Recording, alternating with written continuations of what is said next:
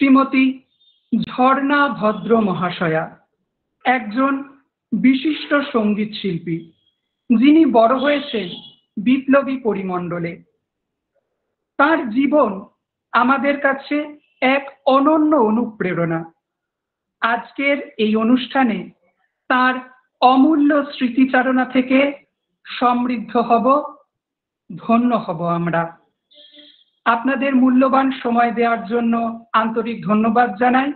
আসুন আমরা সবাই একসাথে এই অনুষ্ঠান উপভোগ করি এবং সমৃদ্ধ হই এবং আমাদের সেই ঐতিহ্যমণ্ডিত সংস্কৃতির প্রতি আন্তরিকভাবে শ্রদ্ধা জ্ঞাপন করি।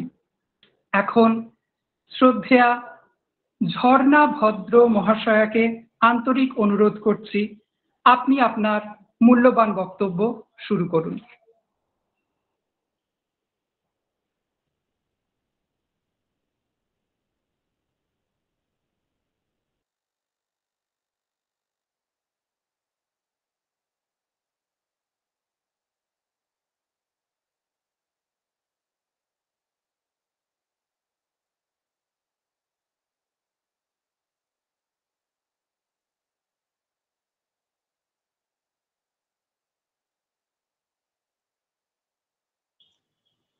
ম্যাম, ওনাকে ফ্রন্টে আনুন।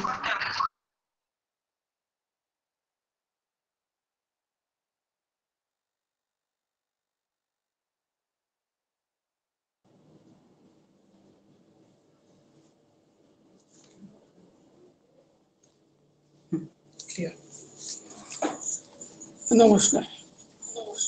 আমার বক্তব্য শুরুর আগে আমি আমার ইষ্ট ঠাকুর শ্রী শ্রী রামকৃষ্ণ দেবকে স্মরণ করি ও তাকে প্রণাম জানাই। তার প্রিয় শিষ্য স্বামী বিবেকানন্দ আমার অনুপ্রেরণা। বেলুর মঠে শ্রী গীতানন্দ মহারাজ আমার দীক্ষাগুরু। তাদের সকলকে সশ্রদ্ধ প্রণাম নিবেদন করি। আর মা সারদা দেবী, তিনি আমার পরমারাধ্যা। আমি বর্তমান প্রজন্মের 2 প্রজন্ম আগের লোক। আমার ঝুলিতে অনেক অভিজ্ঞতা। দীপা আর শুভাশিস সেই ঝুলি খুলবার আবদার ধরেছে। আমি একজন নবতিকর বৃদ্ধা। আমার জন্ম অধুনা মায়ানমার, পূর্বেকার বর্মাদেশ রেঙ্গুন শহরে। আমার ঠাকুরদা মহেন্দ্রচন্দ্র পাল শিবপুর ইঞ্জিনিয়ারিং কলেজ থেকে পাশ করে বর্মাদেশে চাকরি করতে যান। তখন থেকে রেঙ্গুনে বসবাস। দ্বিতীয় মহাযুদ্ধের দাপটে সেখানকার বাস তুলে দেশে ফিরে আসেন ওনারা। ওনার একটি ফার্ম ইয়ার্ড ছিল এবং আমার বাবা এগ্রিকালচারই পাশ করে তার দেখাশোনা করতেন। বর্মাদেশে নদী সংকুল দেশ এবং সাপ এবং ডাকাতির ভয়ও ছিল মফস্বল শহরে। সেই জন্য আমার বাবা নগেন্দ্রচন্দ্র পাল সর্বদা একটি দোনালা বন্দুক, একটি কুকুর চাবো যার নাম, এবং বার্মিজে অর্থ টাইগার, তাকে সঙ্গে রাখতেন। ওনার হাতে ছিল অ্যান্টিভেনাম ওষুধের টিকা, যার জন্য উনি কখনো সাপ মারতেন না। তাছাড়া যাতায়াতের জন্য ছিল একটি মোটর লঞ্চ, তার নাম ছিল পলিনা। আমি দ্বিতীয় মহাযুদ্ধ দেখেছি, কিন্তু সেই অর্থে উপলব্ধি করিনি। কিন্তু আমাদের পরিবারের যে একটা ঝড় বয়ে গিয়েছিল তা বুঝতে পেরেছিলাম। আমার সেজ কাকা তার ডিপার্টমেন্টাল স্টোরে একজন পথচারীকে বম্বিংয়ের সময় আশ্রয় দিতে গিয়ে বোমার আঘাতে নিহত হন। আমার আরও এক কাকা বর্মাদেশ থেকে পায়ে হেঁটে দেশে ফেরেন। পরিবারের 2 প্রজন্মের সঞ্চিত সবকিছু ফেলে আমরা দেশে ফিরে আসি এবং নতুন করে জীবিকার সংস্থান করতে হয়। আমার মা ছিলেন বিপ্লবী পরিবারের কন্যা। আমার দাদামশাই যোগেন্দ্র কিশোর রক্ষিত রায় ছিলেন দেশপ্রেমিক এবং সঙ্গীতজ্ঞ। বঙ্গভঙ্গ আন্দোলনের সঙ্গে যুক্ত হয়ে তিনি নানা সভায় দেশাত্মবোধক গান গাইতেন এবং এই অপরাধে তাকে ঢাকা কমিশনার অফিসে চাকুরি থেকে বরখাস্ত করা হয়। মায়ের ছোট কাকা হেমেন্দ্র কিশোর রক্ষিত রায় অনুশীলন সমিতির সঙ্গে যুক্ত ছিলেন। সময়টা ছিল প্রথম বিশ্বযুদ্ধের কাছাকাছি সময়।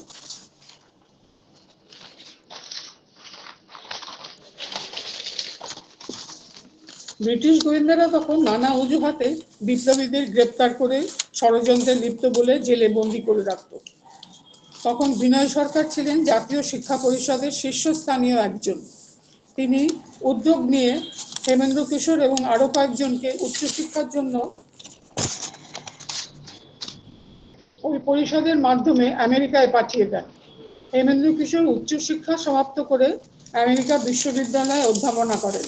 সেই সঙ্গে তিনি ছিলেন নিউ ইয়র্ক কমিটির সদস্য, যেটা ছিল ইউরোপের বার্লিন কমিটির অনুরূপ। সুদীর্ঘদিন পরে 1961 খ্রিস্টাব্দে তিনি দেশে ফিরে আসেন এবং ফোর্থ কংগ্রেশনের ডেলিগেট হিসেবে 2 বছর ছিলেন পুনেতে, সেখানে তার দেহান্ত হয়। আমার মামা ভূপেন্দ্র কিশোর রক্ষিতের নাম সবাই জানে। একাধারে তিনি বিপ্লবী এবং সুসাহিত্যিক। আমার 2 দাদা অমলেন্দু ঘোষ ওরফে মুকুল এবং সত্যব্রত মজুমদার ওরফে চঞ্চল, এরাও সুপরিচিত। এরা সবাই ছিলেন বেঙ্গল ভলান্টিয়ার্স বা বিভির সদস্য। এখানে বিবি দল সম্বন্ধে একটু বলা দরকার। নেতাজি সুভাষচন্দ্র ছিলেন স্বামী বিবেকানন্দের আদর্শে উদ্বুদ্ধ। বিবির সদস্যরা যেহেতু সুভাষ বসুকে তাদের পথপ্রদর্শক হিসাবে গ্রহণ করেছিলেন, তাই তারাও ওই একই আদর্শে অনুপ্রাণিত ছিলেন। কার্যত বিবির সর্বাধিনায়ক ছিলেন হেমচন্দ্র ঘোষ বর্দা। আমার পরম সৌভাগ্য যে বিবি দলের সর্বাধিনায়ক বর্দা শ্রদ্ধেয় হেমচন্দ্র ঘোষের আশীর্বাদ আমি লাভ করি। আমার বিবাহ বছরে তিনি উপস্থিত ছিলেন।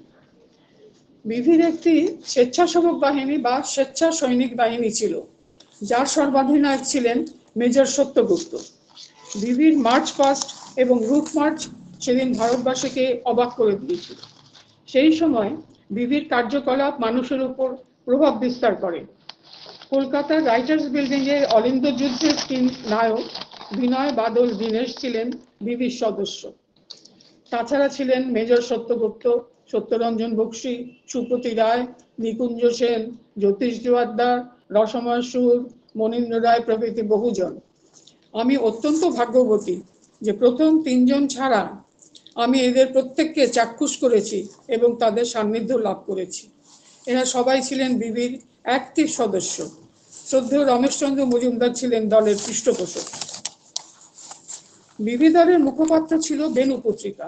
এই পত্রিকার সম্পাদক ছিলেন ভূপেন্দ্র কিশোর রক্ষিত রায়।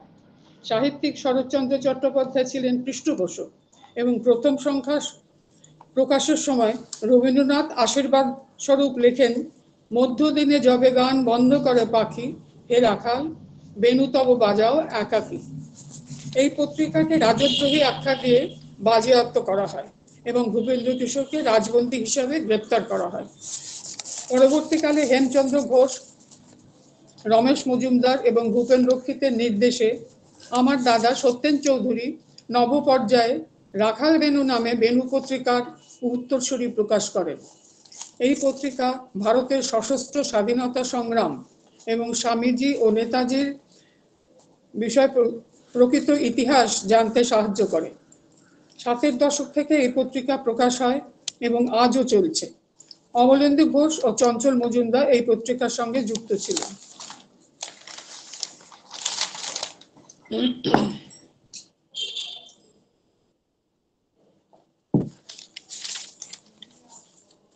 আমার দাদা অমলেন্দু ঘোষ মুকুল সক্রিয় রাজনীতি করেননি, কিন্তু দলের গোপন খবর চালাচালির ভার ছিল তার ওপর।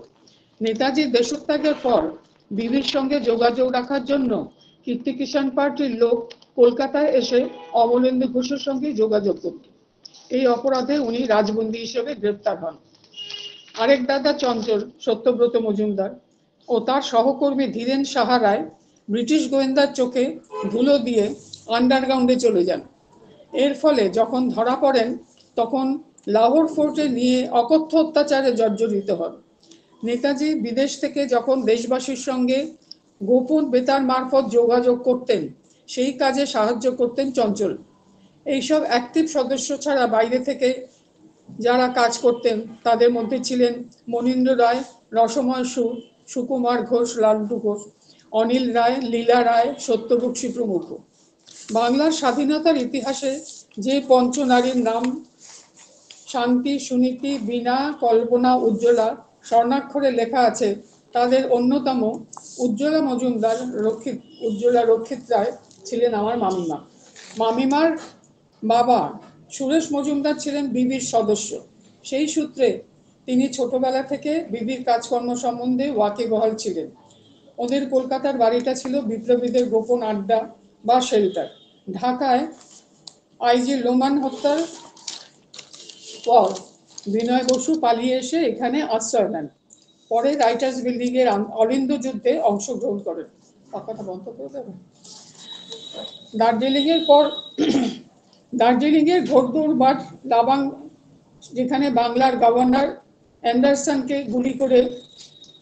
গুলি করেন ভবানী ভট্টাচার্য ও রবি বন্দ্যোপাধ্যায়। কিন্তু তাদের কাছে আগ্নেয়াস্ত্র পৌঁছে দেওয়ার ভার ছিল মনোরঞ্জন ব্যানার্জি ও উজ্জ্বলা মজুমদারের উপর। হারমোনিয়ামের ভিতর দুটি রিভলভার ও কিছু কার্তুজ ভরে নিয়ে দার্জিলিং এ পৌঁছে দেন তারা।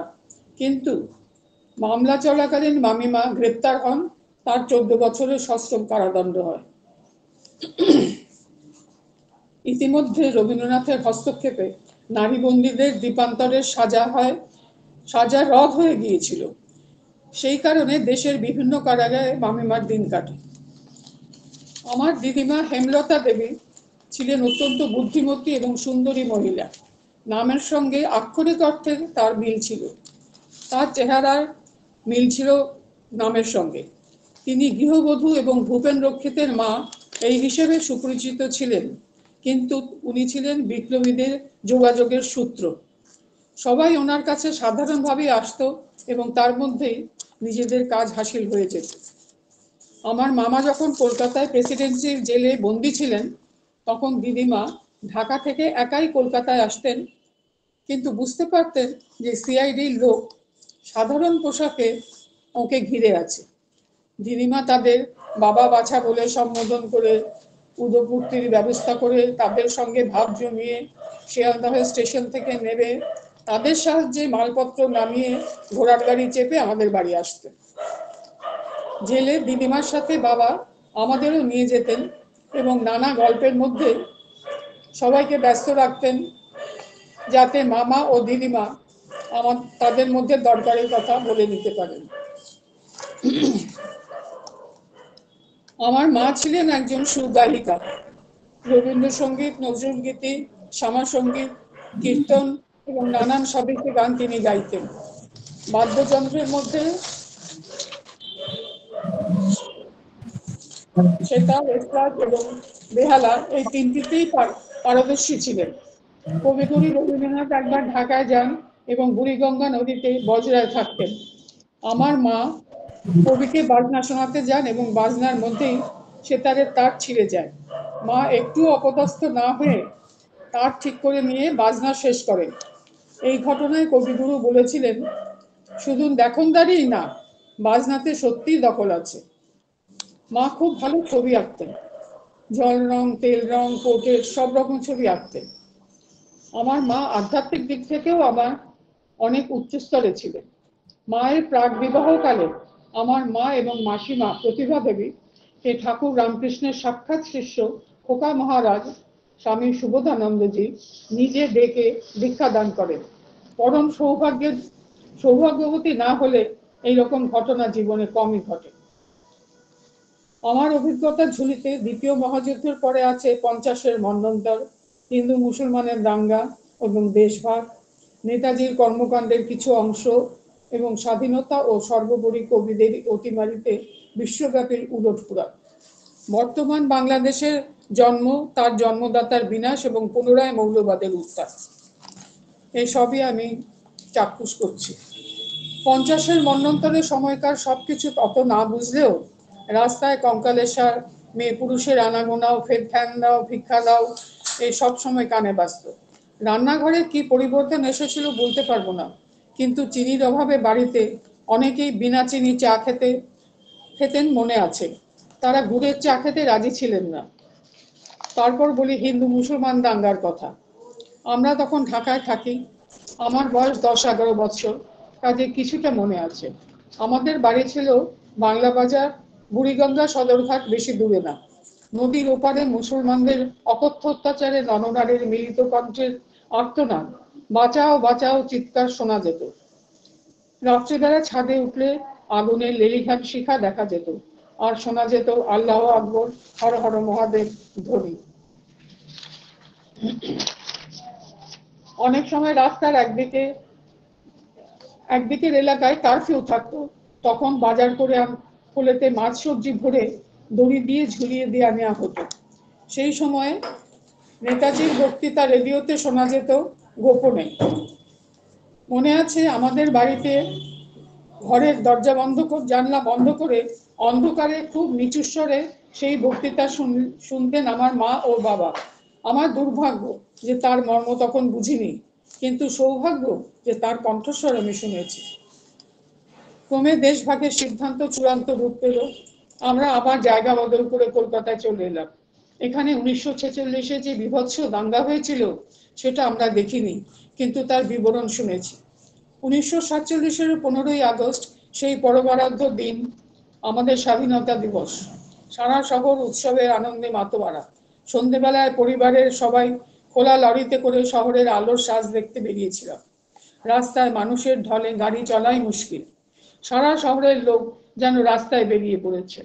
কেউ গোলাপ জল ছিটাচ্ছে, কেউ বা পরস্পরকে আলিঙ্গন করছে। প্রতিটি বাড়ি ভারতের জাতীয় পতাকা এবং আলোর মালায় সাজানো। দু এক জায়গায় মিষ্টি বিতরণ হচ্ছে। 1947-এর পর পূর্ব পাকিস্তানে আবারও দাঙ্গা হয়েছিল, কিন্তু ভারত তখন মোটামুটি স্থিতিশীল। আমার জীবনও তখন মোটামুটি লেখাপড়ার মধ্যে দিয়ে এগিয়ে চলেছে। ক্রমে 1951 সালে ম্যাট্রিক পরীক্ষা পাশ করে কলেজ শুরু হয়। 1951 সালে শেষ ম্যাট্রিক পরীক্ষা হয়। 52 সাল থেকে শুরু হয় স্কুল ফাইনাল পরীক্ষা। 1957 সালে এমএ পরীক্ষার পর 1958 সালে আমি সৌমেন্দ্রনাথ ঠাকুরের প্রতিষ্ঠিত গানের প্রতিষ্ঠান বৈতানিকে ভর্তি হই। কবিগুরুর ইচ্ছা ছিল তার পৌত্র সৌম্য এমন একটি প্রতিষ্ঠান গড়ে তুলুক যেখানে বিশুদ্ধ উচ্চারণে উদাত্ত কণ্ঠে তার গান গীত হবে।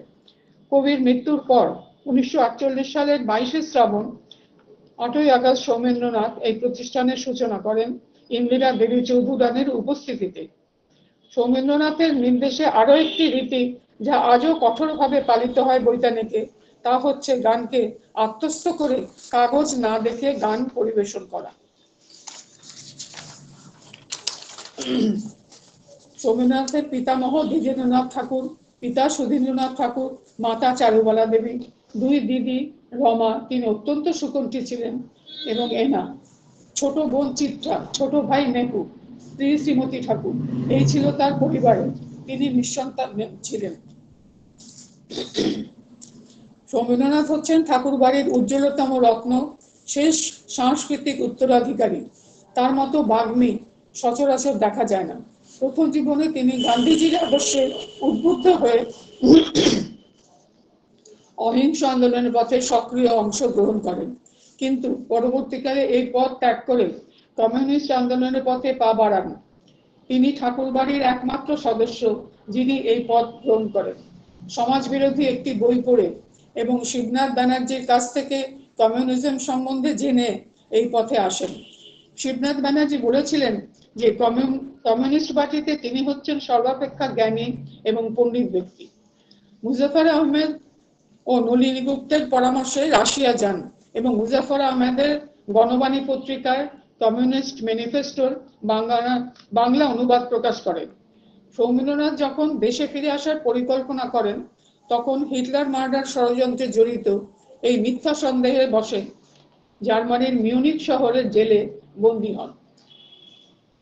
কমিউনিস্ট লেখকদের মধ্যে এমেন্ডার পরে সৌমেন্দ্রনাথের বই সব থেকে বেশি নিষিদ্ধ হয়। 1934 সালে তিনি কমিউনিস্ট পার্টি থেকে পৃথক হয়ে আসেন। তখন তার নাম ছিল কমিউনিস্ট লীগ অফ ইন্ডিয়া। পরে দল বিভক্ত হলে তিনি আরসিপিআই বা revolutionary communist party of India প্রতিষ্ঠা করেন।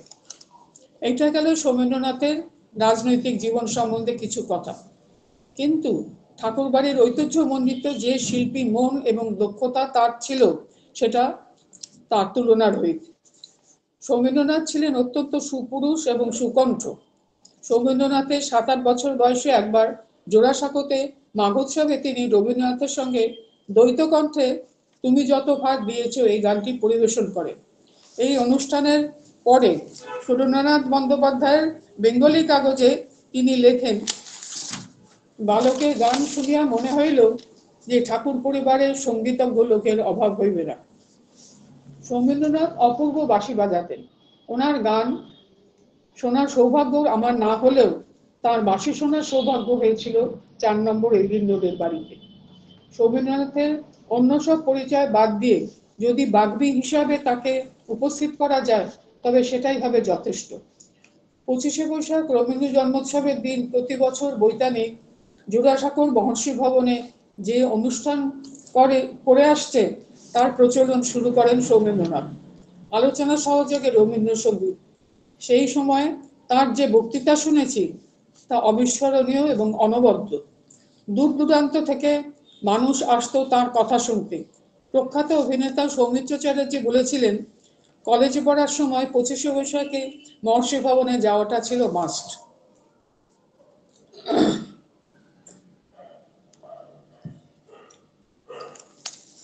বৈতানিক যে শুধু একটি গানের প্রতিষ্ঠান তা নয়, এটি আমার কাছে একটি রত্ন ভাণ্ডার। প্রথমত এসেছিলাম গান শিখতে, কিন্তু তার সঙ্গে পেলাম অজস্র মণিমাণিক্য। কত যে গুণী মানুষের সংস্পর্শে এসেছে, কতজনকে যে চাক্ষুষ করেছি তার শেষ নেই। সৌমেন্দ্রনাথ নিজেই ছিলেন একটি রত্নকুম্ভ। তিনি অতি সহজে আমাদের সঙ্গে মিশতেন, নিজের বাড়ির বাগানে ঘুরে ঘুরে গাছ চেনাতেন, আবার গানের ক্লাসের পরে নিজের ঘরে ডেকে নিয়ে মজলিস বসাতেন। সেখানে আমাদের ঝগড়া হতো কে বেশি সুন্দর, নারী না পুরুষ, কে ভালো রান্না করে, নারী না পুরুষ।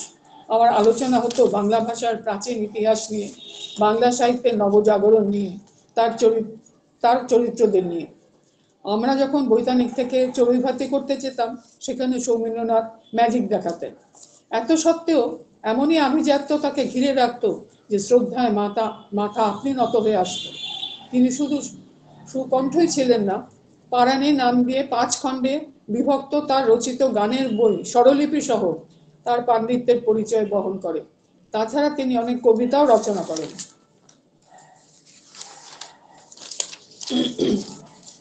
এবার বলি শ্রীমতী ঠাকুর, আমাদের শ্রীমতীদের কথা। রবীন্দ্রনাথের স্নেহধন্যা সৌমেন্দ্রনাথের স্ত্রী শ্রীমতী, আহমেদাবাদের ব্যবসায়ী পরিবার হাতি সিং, তাদেরই কন্যা সোনিবেন হাতি সিং। শান্তিনিকেতনের কলা বিভাগের ছাত্রী। রবীন্দ্রনাথের আবৃত্তির সঙ্গে নৃত্য পরিবেশনা করে এক নতুন ধারার প্রচলন করেন। তিনি ছিলেন বৈতানিকের আমরণ সভাপতি। দৈনন্দিন জীবনের চলাফেরা কথাবার্তায় তিনি ছিলেন সৌমেন্দ্রনাথের বিপরীত। তার কণ্ঠে উচ্চ হাসি বা উচ্চকণ্ঠে কথা কোনোদিনও শুনিনি। তিনি ছিলেন স্বল্পভাষী। বৈতানিকের গানের ক্লাস ছাড়া ছিল একটি নাটকের দল এবং প্রায় 20-25টি রবীন্দ্র নাটক মঞ্চস্থ করেছে বৈতানিক। 1948 থেকে 1970-এর মধ্যে 3টি নাট্যোৎসব হয়েছে 4 দিন ব্যাপী। Rabindra Sadan, academy of fine arts, Shri Shikshayatan, university institute hall, মহাচেতি সদন প্রভৃতি হলে এইসব নাটক অনুষ্ঠিত হয়। বৈতানিকে বিভিন্ন সেমিনার, আলোচনা সভা ইত্যাদিতে এসেছেন কীর্তিমোহন সেন, কালিদাস নাথ, অসিত হালদার, তারাশঙ্কর বন্দ্যোপাধ্যায়, শিশির ভাদুরী, চিন্তামণি কর, শম্ভু মিত্র, পঙ্কজ মল্লিক, অম্লান দত্ত প্রমুখ। এখানে কনভোকেশনে এসেছেন মৈত্রেয়ী দেবী, হেমন্ত মুখার্জি, সৌমিত্র চট্টোপাধ্যায়, মমতা শঙ্কর, সুচিত্রা মিত্র প্রভৃতি। শ্রীমতী ঠাকুর নাচের ক্লাস করতেন এই বৈতানিকে। তার সঙ্গে ছিলেন গোবিন্দন কুট্টি, খাঙ্কুমণি কুট্টি। অমলা শঙ্কর কিছু সময় নাচ শেখাতেন এখানে কৃষ্ণকৃপালিনী নন্দিনী সঙ্গীত প্রতিযোগিতার আয়োজন করেন। এসেছেন কবিকন্যা মীরা দেবী, অমিয়া ঠাকুর, মেনকা ঠাকুর।